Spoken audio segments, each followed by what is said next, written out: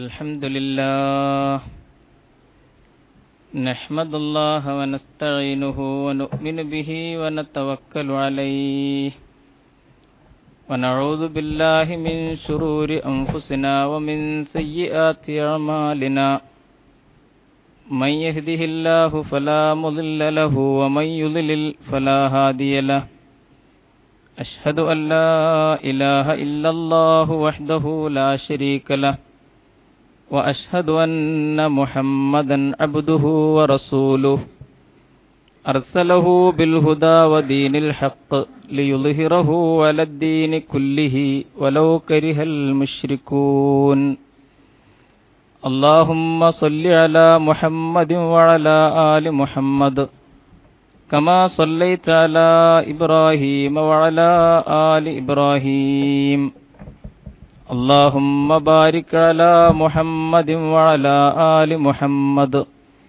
كما باركت على إبراهيم وعلى آل إبراهيم في العالمين إنك حميد مجيد أيها الناس اتقوا الله عباد الله أعوذ بالله من الشيطان الرجيم تلك من أنباء الغيب نوحيها إليك ما كنت تعلمها أنت ولا قومك من قبل هذا فاصبر إن العاقبة للمتقين صدق الله العلي العظيم إن أريد إلا الإصلاح ما استطعت وما توفيقي إلا بالله عليه توكلت وإليه أنيب رب اشرح لي صدري ويسر لي أمري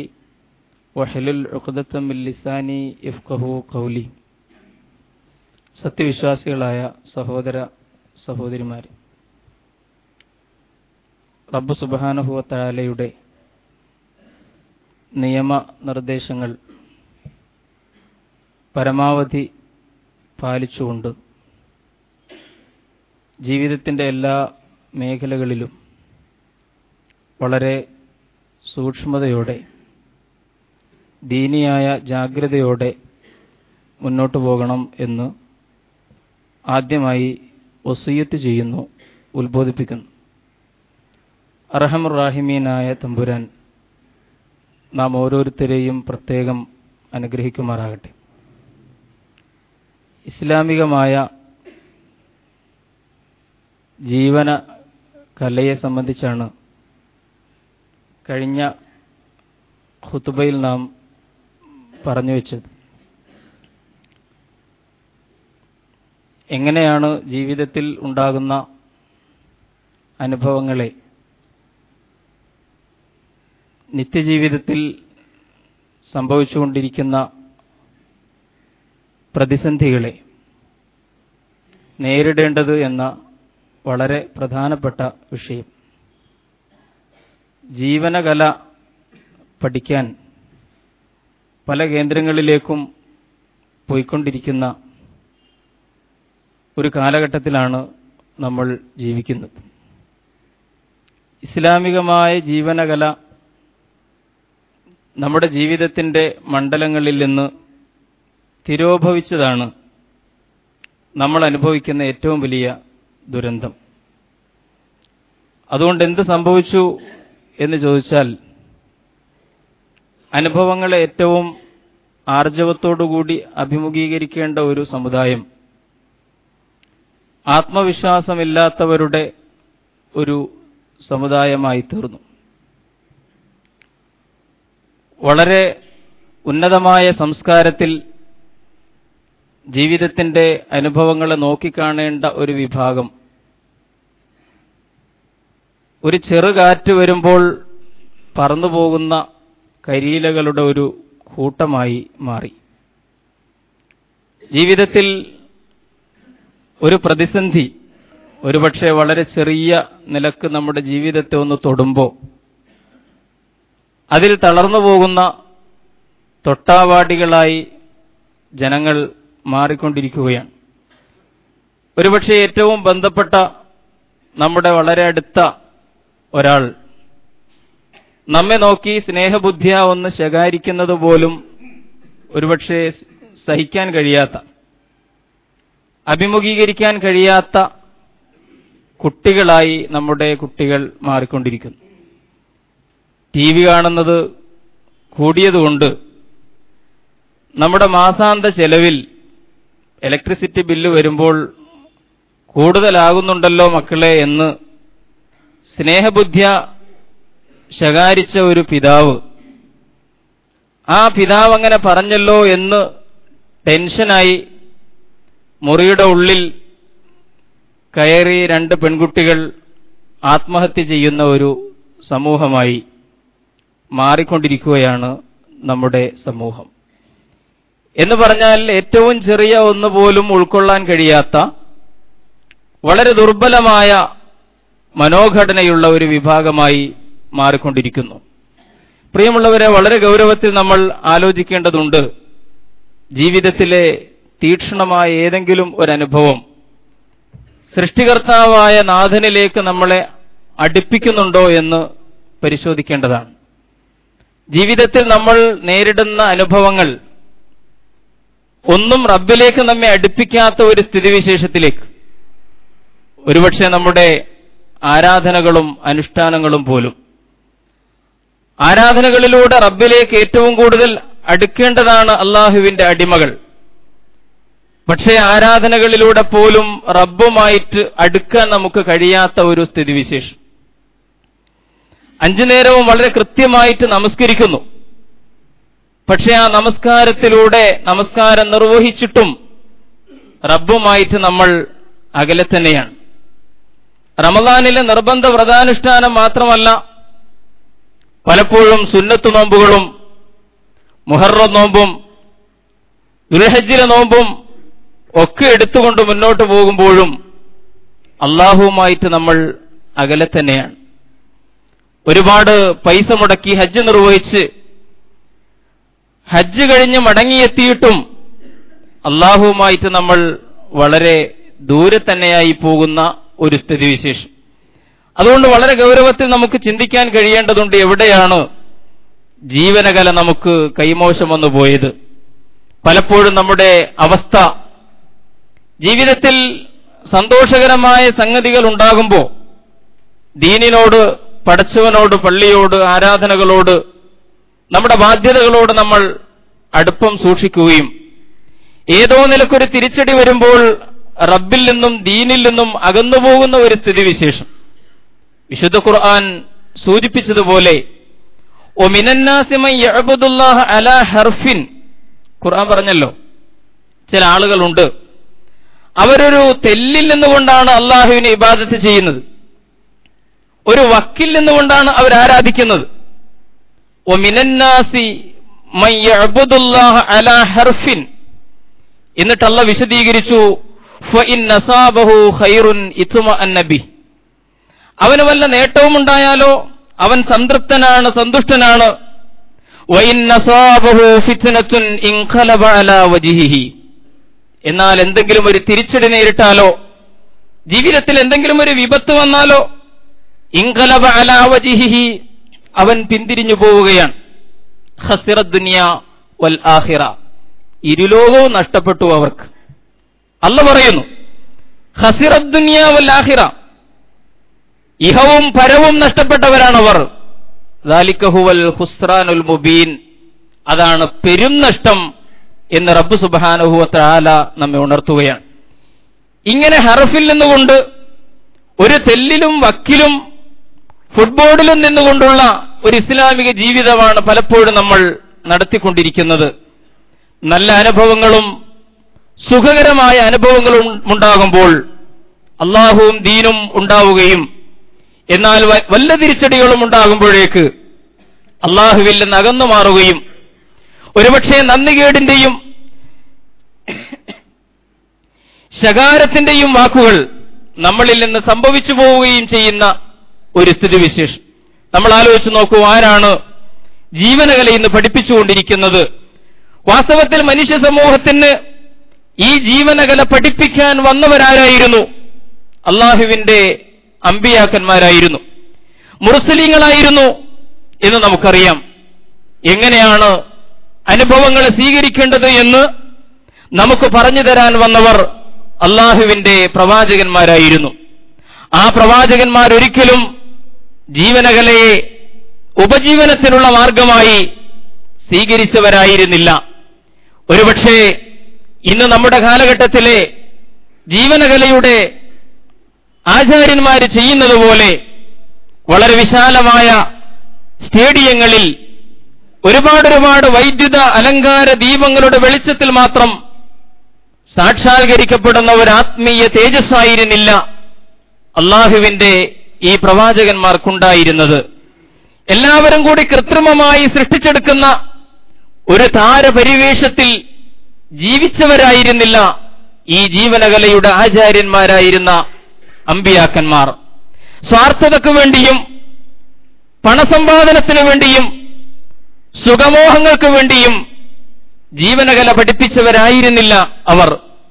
അവരാരും കൗൺസിലിംഗിന് ഫീസ് വാങ്ങിയിരുന്നില്ല. ഓരോ പ്രവാചകനും സമൂഹത്തോട് പറയാൻ അല്ലാഹു കൽപ്പിച്ചു, മാ അസ്അലുക്കും അലൈഹി മിൻ അജ്ർ ഇൻ അജ്രിയ ഇല്ലാ അലാ റബ്ബിൽ ആലമീൻ. ഞാൻ നിങ്ങളോട് ഇതിനു വേണ്ടി ഒന്നും ചോദിക്കുന്നില്ല. മാ അസ്അലുക്കും അലൈഹി മിൻ അജ്ർ, നിങ്ങളോടൊരു ശമ്പളം, നിങ്ങളോടൊരു കൂലി ഞാൻ ചോദിക്കുന്നില്ല. ലോകാലോകങ്ങളുടെ തമ്പുരാന്റെ പക്കലാണ് ഞങ്ങൾക്കുള്ള ശമ്പളവും ഇൻക്രിമെന്റും എന്നൊക്കെ ആ സമൂഹത്തോട് പറഞ്ഞുകൊണ്ടായിരുന്നു അള്ളാഹുവിന്റെ പ്രവാചകന്മാർ ഈ ജീവനകല അഭ്യസിപ്പിച്ചത്. പറയാൻ അല്ലാഹു കൽപ്പിച്ചു അവരോട്, സമൂഹത്തോട് നിങ്ങളുടെ നിലപാട് ആദ്യമേ വ്യക്തമാക്കണം. ഇന്നീ ലക്കും നാസിഹുൻ അമീൻ, ഇന്നീ ലക്കും നാസിഹുൻ അമീൻ, തീർച്ചയായും ഞാൻ നിങ്ങൾക്ക് വിശ്വസിക്കാവുന്ന, ജനങ്ങളെ നിങ്ങൾക്ക് സംശയിക്കേണ്ടതില്ലാത്ത ഗുണകാംക്ഷ നിങ്ങളോടുള്ളയാളാണ് എന്ന് പറഞ്ഞുകൊണ്ട് വേണം നിങ്ങൾ പ്രബോധനം ചെയ്യാൻ എന്ന് റബ്ബ് സുബ്ഹാനഹു വ തആല അവരോട് കൽപ്പിക്കുന്നു. ഇങ്ങനെയുള്ള അമ്പിയാക്കന്മാരാണ് ഇസ്ലാമികമായ ഈ ജീവനകല, ആർട്ട് ഓഫ് ലിവിംഗ് എന്താണ് എന്ന് നമ്മെ പഠിപ്പിച്ചത്. നാം സൂചിപ്പിച്ച, കഴിഞ്ഞ ഖുതുബയിൽ പരാമർശിച്ച ചില വജ്രായുധങ്ങളുണ്ടായിരുന്നു അവരുടെ കയ്യിൽ. സുബ്ർ പോലെ, തഖ്വ പോലെ, തവക്കുല് പോലുള്ള ചില ആയുധങ്ങൾ. ഈ ഒറ്റമൂലികൾ കൊണ്ടാണ്, ഈ സിദ്ധൌഷധങ്ങൾ കൊണ്ടാണ് ജീവിതത്തിലെ ചെറുതും വലുതുമായ, ഗുരുവും ലഘുവുമായ, സന്തോഷപൂർണവും ദുഃഖാകുലവുമായ എല്ലാ സംഭവങ്ങളെയും അനുഭവങ്ങളെയും അവർ അഭിമുഖീകരിച്ചത് എന്ന് നമ്മൾ പ്രത്യേകമായി തിരിച്ചറിയേണ്ടതുണ്ട്. എന്തിന് നമ്മൾ അമ്പിയാക്കന്മാരുടെ കഥകൾ ചർച്ച ചെയ്യുന്നു? എന്തിനാണ് ഈ ചരിത്രമൊക്കെ നമ്മൾ വിശദീകരിക്കുന്നത്? വിശുദ്ധ ഖുർആൻ പ്രവാചകനോട് പറഞ്ഞതുപോലെ വകുല്ലൻ നഖുസ്സു അലൈക മിൻ അംബാഇർ റുസുൽ, എന്തിനാണ് ഈ മുൻകഴിഞ്ഞുപോയ ദൈവദൂതന്മാരുടെ കഥകളൊക്കെ പറഞ്ഞു തരുന്നതെന്നറിയുമോ? മാ നുസബ്ബിതു ബിഹി ഫുആദക, മാ നുസബ്ബിതു ബിഹി ഫുആദക, നിന്റെ ഹൃദയത്തിന് കരുത്ത് നൽകാൻ വേണ്ടിയാണ്, നിന്റെ മനസ്സിന് ബലം നൽകാൻ വേണ്ടിയാണ്. മനസ്സാണല്ലോ അനുഭവങ്ങളെ സ്വീകരിക്കുന്നത്. രോഗങ്ങൾ പോലും ആത്യന്തികമായി മാനസികമാണ് എന്ന് ഇന്നെല്ലാവർക്കും അറിയാം. ഞാൻ വിശദീകരിക്കേണ്ടതില്ല. ഏത് രോഗവും ഏറ്റവും കുറഞ്ഞ അളവിൽ മാത്രമാണ് മനുഷ്യന്റെ ശരീരത്തെ ബാധിക്കുക, വളരെ കുറഞ്ഞ അളവിൽ. അതിന്റെ മഹാഭൂരിപക്ഷവും മനസ്സിനെയാണ്, അല്ലെങ്കിൽ നമ്മുടെ ആന്തരിക അനുഭവങ്ങളെ, ആന്തരിക ബോധത്തെ ആസ്പദിച്ചുകൊണ്ടാണ് നിൽക്കുന്നത്. അതുകൊണ്ട് തന്നെ ഭൗതികമായ സിദ്ധൌഷധങ്ങൾ, ഭൗതികമായ മരുന്നുകൾ, മെഡിസിനുകൾ, അത് ഫലിക്കുന്നതിന് വളരെ കുറഞ്ഞ ഒരു അതിർത്തിയേ ഉള്ളൂ. അതിനപ്പുറമെല്ലാം മാനസികമാണ് എന്ന് നമ്മൾ തിരിച്ചറിയുന്നു. റബ്ബ് പറയുകയാണ്, എന്തിനാണ് മുൻഗാമികളായ പ്രവാചകന്മാരുടെ, ദൈവദൂതന്മാരുടെ കഥകൾ താങ്കൾക്ക് പറഞ്ഞു തരുന്നത്? മാ നുസബ്ബിതു ബിഹി ഫുആദക, താങ്കളുടെ ഹൃദയത്തിന് കരുത്തു നൽകാൻ വേണ്ടിയാണ്. വജാഅക ഫീ ഹാദിഹിൽ ഹഖ്ഖു വമൗഇലതൻ വദിക്റാ ലിൽ മുഅ്മിനീൻ. അല്ലാഹ് പറയുന്നു, ഈ സംഭവങ്ങളിലൂടെ, ഈ വിശദീകരണങ്ങളിലൂടെ യാഥാർത്ഥ്യജ്ഞാനമാണ് താങ്കൾക്ക് കിട്ടുന്നത്, സതുപദേശമാണ് താങ്കൾക്ക് കിട്ടുന്നത്. വദിക്റാ ലിൽ മുഅ്മിനീൻ, വിശ്വാസികളായ ആദർശബോധമുള്ളവരെ സംബന്ധിച്ചിടത്തോളം അവർക്ക് ഏറ്റവും നല്ല ഉത്ബോധനങ്ങളാണ് ഇതിൽ നിന്ന് കിട്ടുന്നത്. അതുകൊണ്ട് പ്രവാചകരെ, ഫസ്ബിർ കമാ സബറ ഉലുൽ അസ്മി മിനർ റുസുൽ, അതുകൊണ്ട് കഴിഞ്ഞുപോയ പ്രവാചകന്മാർ, ആ പ്രവാചകന്മാരിൽ നിശ്ചയദാർഢ്യമുണ്ടായിരുന്ന ആ മഹാന്മാരായ പ്രവാചകന്മാരെ പോലെ താങ്കളും സബറിനെ ഉയർത്തിപ്പിടിക്കുക. ഫസ്ബിർ, താങ്കൾ ക്ഷമിക്കുക, താങ്കൾ ധൈര്യത്തോടും സ്ഥൈര്യത്തോടും കൂടി മുന്നോട്ട് പോവുക, ആദർശത്തിൽ അടിയുറപ്പ് കാണിക്കുക. കമാ സബറ ഉലുൽ അസ്മി മിനർ റുസുൽ, നിശ്ചയദാർഢ്യമുള്ള പ്രവാചകന്മാർ എങ്ങനെയാണോ സബർ പുലർത്തിയത്, അതുപോലെ ഈ മൂല്യം താങ്കളും ജീവിതത്തിൽ ഉയർത്തിപ്പിടിക്കുക. റസൂലുള്ളാഹി സ്വല്ലല്ലാഹു അലൈഹി വസല്ലം ദീർഘമായി നോമ്പ് നോറ്റതിന് ശേഷം ഒരിക്കൽ ആയിഷ ബീവിയോട് പറയുന്നുണ്ട്, ആയിഷ, ഈ ദുനിയാവെന്ന് പറയുന്നത് മുഹമ്മദിനും കൂട്ടർക്കും വേണ്ടത്ര അനുയോജ്യമല്ല. ഈ ദുനിയാവെന്ന് പറഞ്ഞാൽ മുഹമ്മദിനും കൂട്ടർക്കും വേണ്ടി പ്രത്യേകം സംവിധാനിച്ചു വെച്ചിട്ടുള്ള ഒന്നല്ല. ഇതിലെ അനുഭവങ്ങളെ സംബന്ധിച്ചിടത്തോളം ദുഃഖകരമായ അനിഷ്ടകരമായ സംഭവങ്ങളെ ക്ഷമയോടുകൂടി നേരിടുവാൻ കഴിയണം. പ്രിയങ്കരമായ പലതിൽ നിന്നും മധുരതരമായ പലതിൽ നിന്നും വിട്ടുനിൽക്കുവാനും കഴിയേണ്ടതുണ്ട്. ഉലുൽ അസ്മിൽപ്പെട്ട പ്രവാചകന്മാരെ അള്ളാഹു പരീക്ഷിച്ചു.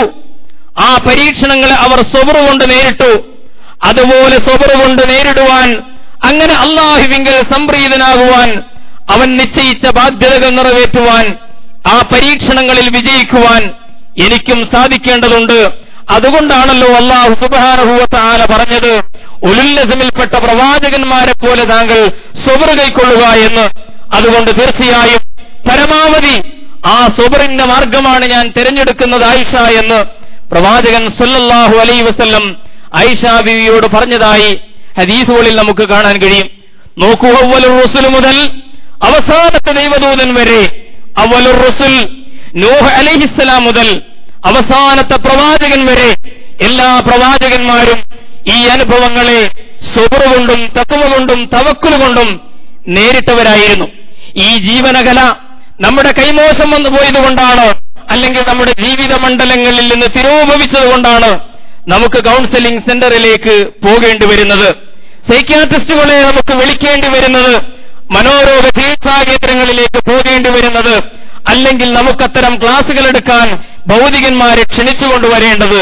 നമ്മൾ ആലോചിച്ചു നോക്കൂ, അള്ളാഹുവിന്റെ പ്രമാണങ്ങളിൽ വിശദീകരിച്ച പ്രവാചകൻ പറഞ്ഞു തന്ന ഈ അതിജീവനത്തിന്റെ കലകൾ ഒരുപക്ഷേ വേദനയെപ്പോലും വെളിച്ചമാക്കി തീർക്കുന്ന ഈ ജീവനകലയുടെ അധ്യാപനങ്ങളെ വേണ്ടത്ര പഠിക്കാൻ നമ്മൾ തയ്യാറാകുന്നില്ല എന്നതുകൊണ്ടാണ്.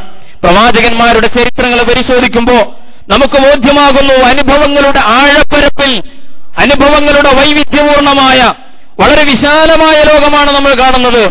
ഒരുപക്ഷെ നമ്മുടേതുപോലുള്ള നിസാരമായ ജീവിത സംഭവങ്ങളല്ല, ഏറ്റവും വലിയ പ്രതിസന്ധികളിലും പരീക്ഷണങ്ങളിലൂടെ കടന്നുപോയി അല്ലാഹുവിന്റെ പ്രവാചകന്മാർ.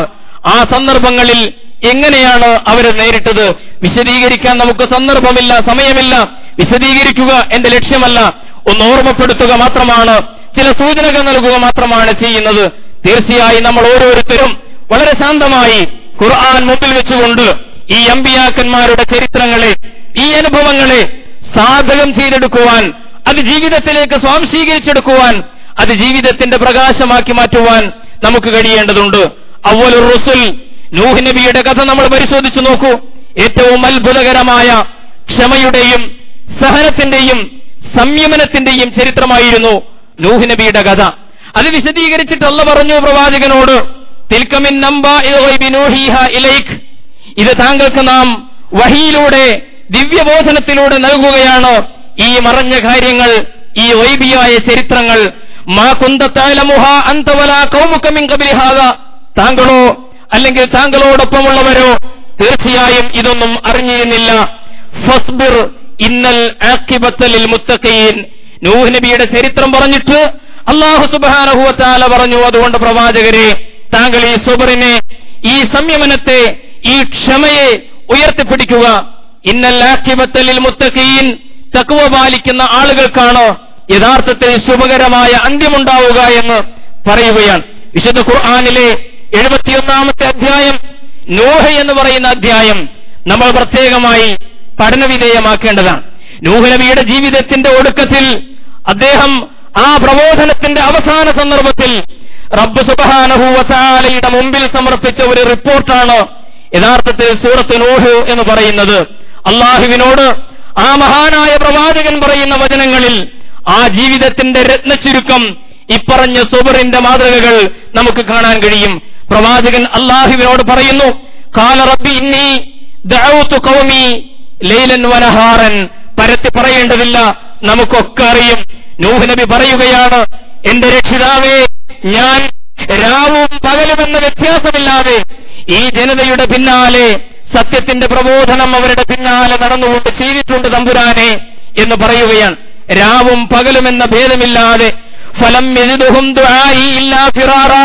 പക്ഷേ എന്റെ പ്രാർത്ഥനകൾ, എന്റെ വിളികൾ, എന്റെ അഭ്യർത്ഥനകൾ, എന്റെ സംസാരങ്ങൾ എന്നിൽ നിന്ന് കൂടുതൽ കൂടുതൽ അവരെ അകറ്റാനേ ഉപകരിച്ചുള്ളൂ.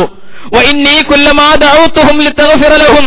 നീ അവർക്ക് മാപ്പ് നൽകാൻ വേണ്ടി അവരെ ഞാൻ വിളിച്ചപ്പോഴൊക്കെയും ജഅലൂ അസാബിഅഹും ഫീ ആദാനിഹിം, അവർ വിരലുകൾ ചെവികളിൽ തിരികെ പിന്തിരിയുകയാണ് ചെയ്തത് തമ്പുരാനെ. വസ്തഗ്ശൂ സിയാബഹും, അല്ലെങ്കിൽ വസ്ത്രത്തലപ്പ് കൊണ്ട് അവരെ മറച്ചുകൊണ്ട് എന്നിൽ നിന്ന് ഓടിമറയാനാണ് അവർ ശ്രമിച്ചത്. വഅസറൂ വസ്തക്ബറു ഇസ്തിക്ബാറ, അവരുടെ ദുശ്ശാഠ്യങ്ങളിൽ അവർ ഉറച്ചു നിൽക്കുക മാത്രമല്ല, ഏറ്റവും വലിയ ഔദ്ധത്യവും അഹന്തയുമാണ് ജീവിതത്തിൽ അവർ പുലർത്തുന്നത്. സുമ്മ ഇന്നി ദഅഉതുഹും ജിഹാറ, ഞാൻ അവരെ ഉറക്കെ വിളിച്ചു തമ്പുരാനെ. സുമ്മ ഇന്നി അഅലൻതു ലഹും വഅസ്റർതു ലഹും ഇസ്റാറ, പരസ്യമായി വിളിച്ചു, രഹസ്യമായി വിളിച്ചു. ഒരാളെ ചെന്നാൽ വൈകിട്ടാണ് കാണുകയെന്നറിഞ്ഞാൽ അയാളെ വൈകിട്ട് ചെന്ന് കാണും. അല്ല, പ്രഭാതത്തിൽ പോകണം എന്നാലേ അയാളെ കണ്ടുകിട്ടൂ എങ്കിൽ പ്രഭാതത്തിൽ പോകും.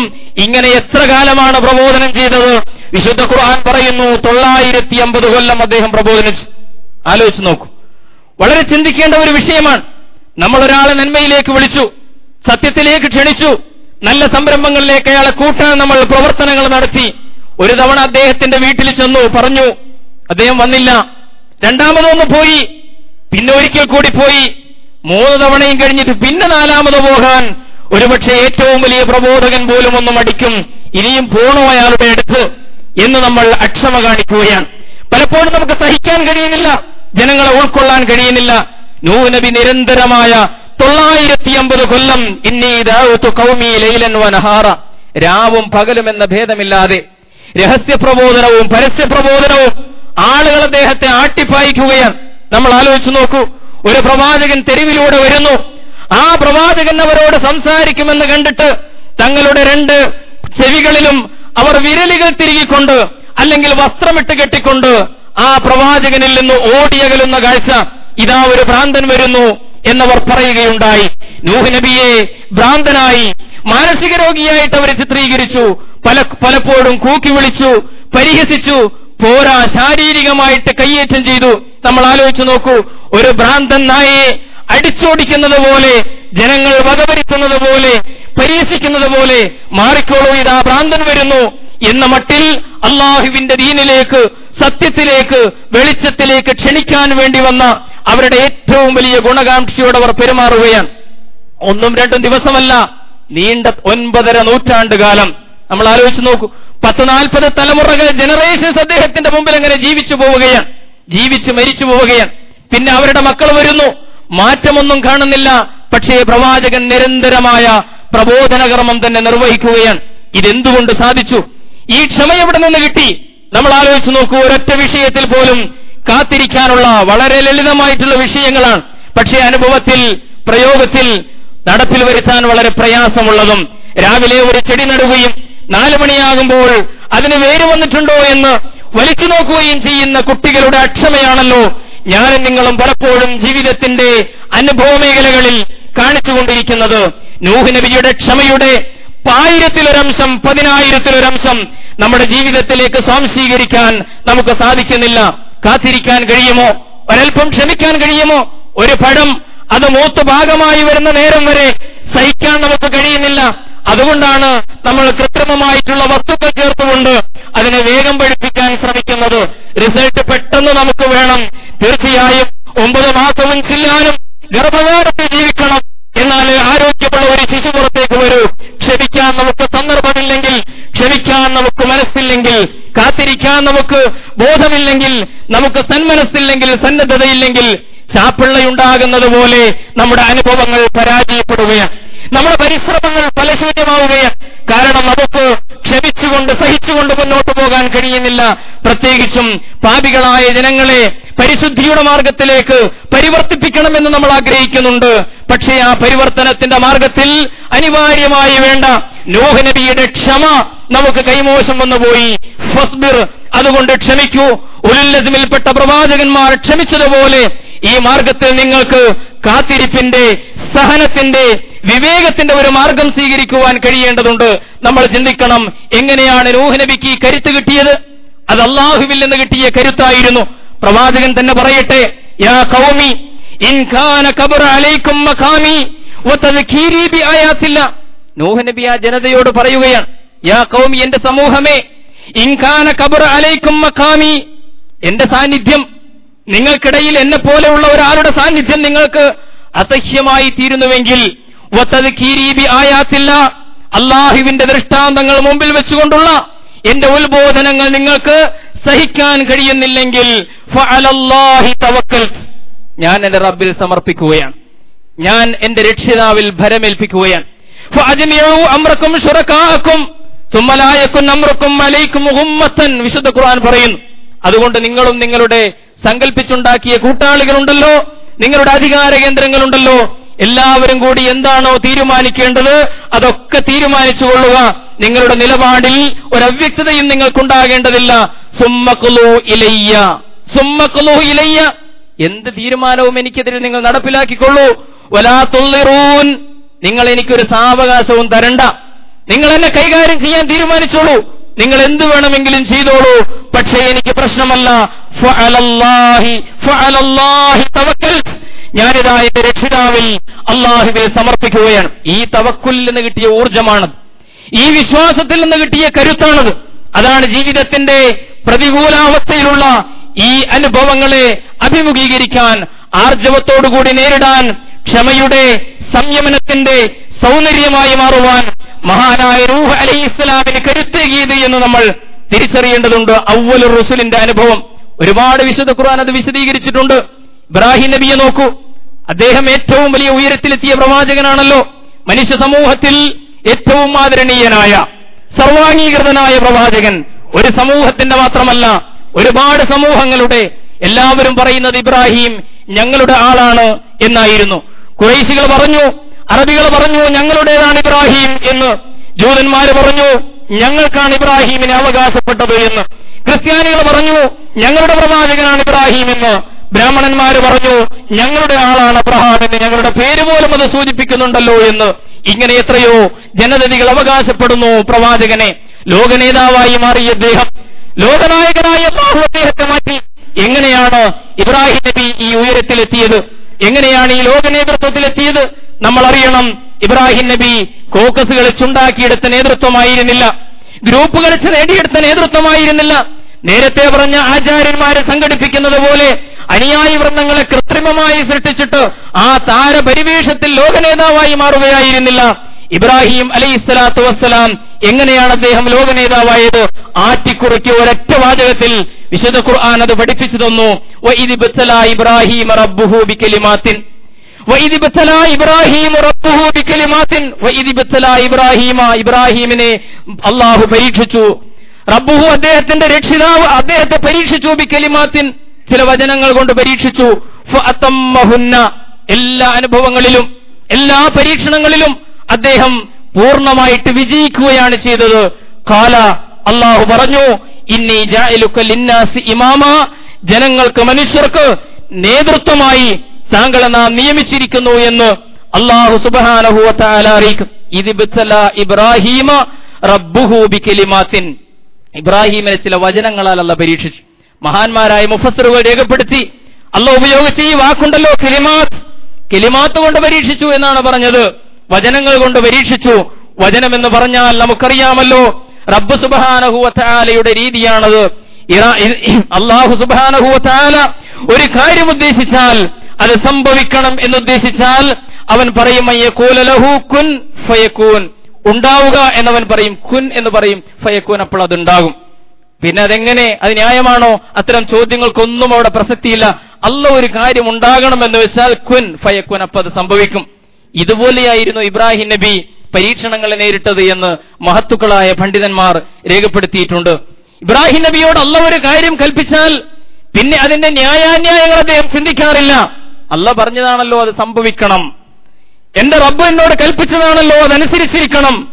അതുകൊണ്ടാണ് മഹാനായ മാലിക് ഇബ്നു യസാർ സമഅൻ ലിറബ്ബി വതഅ എന്ന് പറഞ്ഞത്. എന്റെ രക്ഷിതാവിത എന്നോട് കൽപ്പിച്ചു, ഞാനിതാ കേട്ടു അനുസരിച്ചു എന്ന് പറയുന്ന ഒരു പ്രതികരണത്തിന്റെ മനോഭാവമായിരുന്നു ഇബ്രാഹിം പ്രവാചകനുണ്ടായിരുന്നത്. നമ്മൾ ആലോചിച്ചു നോക്കൂ, ഏറ്റവും പ്രകോപനപരമായ പലതും അദ്ദേഹത്തെ കൊണ്ട് അല്ലാഹു ചെയ്യിച്ചല്ലോ. വിഗ്രഹാലയത്തിൽ കടന്ന് ആ ബിംബങ്ങളെ മുഴുവൻ തച്ചുടച്ച് ആ ജനതയുടെ വിശ്വാസങ്ങളെ അട്ടിമറിക്കാൻ റബ്ബ് സുബ്ഹാനഹു വ തആല ഇബ്രാഹിമിനോട് കൽപ്പിക്കുകയാണ്. ഇബ്രാഹിം നബി അതിന്റെ വരും വരായികൾ ചിന്തിക്കുന്നില്ല, ഉടനെ അദ്ദേഹം അനുസരിക്കുകയാണ്. കുൻ ഫയകൂൻ, അല്ലാഹുവിന്റെ തീരുമാനം നടപ്പിലാക്കുക. പിന്നെ അവിടെ ചിന്തയില്ല, അദ്ദേഹം ഉടനെ അത് പ്രവർത്തിക്കുകയാണ്. നമ്മൾ ആലോചിച്ചു നോക്കൂ, അതിന്റെ ആഖിബത്ത് എന്തായിരുന്നു? ഭയങ്കരമായ തിരിച്ചടിയാണുണ്ടായിരുന്നത്. ഇബ്രാഹിം പ്രവാചകൻ അക്ഷരാർത്ഥത്തിൽ അഗ്നിപരീക്ഷയെ നേരിട്ട പ്രവാചകനായിരുന്നു. ഞാൻ വിശദീകരിക്കേണ്ടതില്ലല്ലോ, കഥകളൊക്കെ നമുക്കറിയാം. അക്ഷരാർത്ഥത്തിലെ അഗ്നിപരീക്ഷ, പച്ചമരുന്നൊക്കെ കയ്യിൽ പുരട്ടിയിട്ട് തിളച്ചെണ്ണയിൽ കൈമുക്കുന്ന അഗ്നിപരീക്ഷയല്ല, അക്ഷരാർത്ഥത്തിൽ തീനാളങ്ങളിലേക്ക് വലിച്ചെറിയപ്പെടുക എന്ന് പറയുന്ന അക്ഷരാർത്ഥത്തിലുള്ള അഗ്നിപരീക്ഷ നേരിടേണ്ടി വന്നു മഹാനായ പ്രവാചകൻ. ഹരിഖൂഹു വൻസുറു ആലിഹത്തക്കും, ജനങ്ങൾ ആക്രോശിക്കുകയായിരുന്നു. ഇബ്രാഹിമിനെ നിങ്ങൾ അഗ്നികുണ്ടാരത്തിലേക്ക് വലിച്ചെറിയൂ, അവനെ ചുട്ടുകളയൂ, അവനെ കരിച്ചുകളയൂ, നിങ്ങളുടെ ദൈവങ്ങളെ, നിങ്ങളുടെ വിശ്വാസങ്ങളെ നിങ്ങൾ സംരക്ഷിക്കൂ എന്ന് ഉന്മാദാവസ്ഥയിലായ ഒരു ജനം വിളിച്ചു പറയുന്നു. അങ്ങനെ അദ്ദേഹം അഗ്നികുണ്ഡത്തിലേക്ക് പതറിയോ ഇബ്രാഹിം? ചഞ്ചലചിത്തനായോ ഇബ്രാഹിം? ഒരു ചെറിയ പനി വരുമ്പോ, ഒരു തലവേദന വരുമ്പോൾ, മക്കൾക്കൊരു രോഗം വരുമ്പോ നമ്മൾ വല്ലാതെ ഇടങ്ങേറാകാറുണ്ടല്ലോ. ഇബ്രാഹിം പ്രവാചകൻ പതറിയില്ല. ഹസ്ബുനല്ലാ എന്നായിരുന്നു അദ്ദേഹത്തിന്റെ പ്രതികരണം. അല്ല മതി. നമ്രൂദുണ്ട്, ആസറുണ്ട്, ഒരു സമൂഹം മുഴുവൻ അദ്ദേഹത്തിന്റെ എതിരാളികളായിട്ട് അപ്പുറത്തുണ്ട്. കത്തിക്കൊണ്ടിരിക്കുന്ന തീക്കുണ്ടമുണ്ട്, അതിലേക്ക് വലിച്ചെറിയുമ്പോൾ ഇബ്രാഹിം പ്രവാചകന്റെ പ്രതികരണം, എന്റെ രക്ഷിതാവുണ്ടല്ലോ, അവൻ മതി എനിക്ക്. ഈ സമർപ്പണമായിരുന്നു ഇബ്രാഹിം അലൈഹിസ്സലാമിന്. നമ്മൾ ആലോചിച്ച് നോക്കൂ, ഒരുപാട് കാലം കൂടി അദ്ദേഹത്തിനൊരു കുട്ടി ജനിക്കുന്നു. ആ കുട്ടി അള്ളാഹുവിനോട് നടത്തിയ പ്രാർത്ഥനയുടെ ഉത്തരമായിരുന്നു.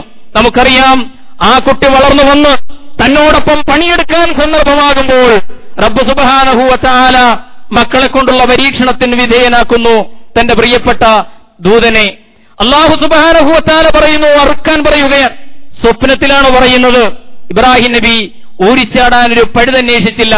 നമ്മളിൽ പലരും സകാത്തിന്റെ സംശയം ചോദിക്കുന്നത് പോലെയല്ല ഇബ്രാഹിം നബി അതിനെ നേരിട്ടത്.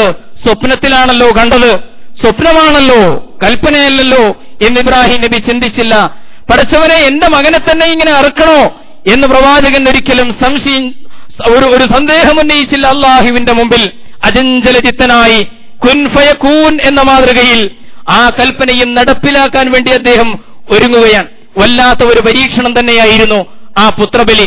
ഇതൊക്കെ നമ്മൾ ആ സ്ഥാനത്ത് നമ്മളെ വെച്ചുകൊണ്ട് ചിന്തിക്കുമ്പോഴാണ് അതിന്റെ മൂല്യം, ആ സബറിന്റെ മഹത്വം നമുക്ക് മനസ്സിലാവുക.